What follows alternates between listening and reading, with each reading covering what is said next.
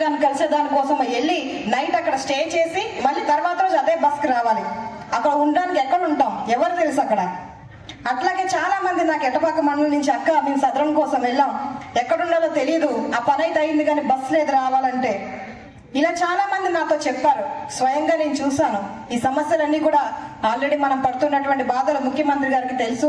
పోలవరం మునిగిపోయినప్పుడు వచ్చినప్పుడు ఆయన మాట ఇచ్చినారు, మీకు ప్రత్యేక జిల్లా మేము చేస్తామని. ఏదైతే అప్పుడు ప్రతిపక్ష నాయకుడిగా ఉండి మాట ఇచ్చినారో దాని ప్రకారం ఈ రోజు అధికారంలోకి వచ్చారు, ఆ మాటను నెరవేర్చుకున్నారు. ఈ రోజు రంపచోడవరం కేంద్రంగా పోలవరం జిల్లా చేసి మాట నెరవేర్చుకున్నటువంటి నాయకుడు ఎవరైనా ఉన్నారంటే మన చంద్రబాబు నాయుడు గారిని ఈ రోజు నేను ఘనంగా గొప్పగా చెప్పుకుంటా ఉన్నాను.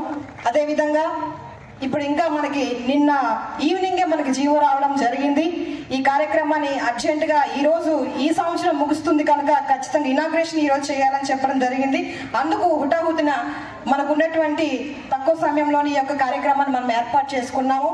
రాబోయే రోజుల్లో పక్కా బిల్డింగ్స్ కట్టి ప్రతి డిపార్ట్మెంట్ కూడా బిల్డింగ్ లో మనకి పాలన సాగించేలాగా త్వరలో రాబోతా ఉన్నాయి. ప్రభుత్వ స్థలాలను ఆల్రెడీ చూస్తూ ఉన్నారు. ఈ జిల్లా ఏర్పాటు కోసం 5 కోట్ల రూపాయలు మనకు శాంక్షన్ కూడా చేస్తున్నారు ముఖ్యమంత్రి గారు. కనుక ప్రభుత్వ స్థలాలు చూస్తారు.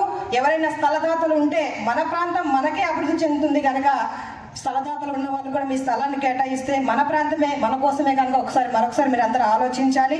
ఇక్కడే దీనివల్ల ప్రత్యేకమైన ఉపయోగం ఏంటంటే మనకి సారు పాడేరు నుంచి రావాలంటే 3-4 గంటల సమయం పడుతుంది.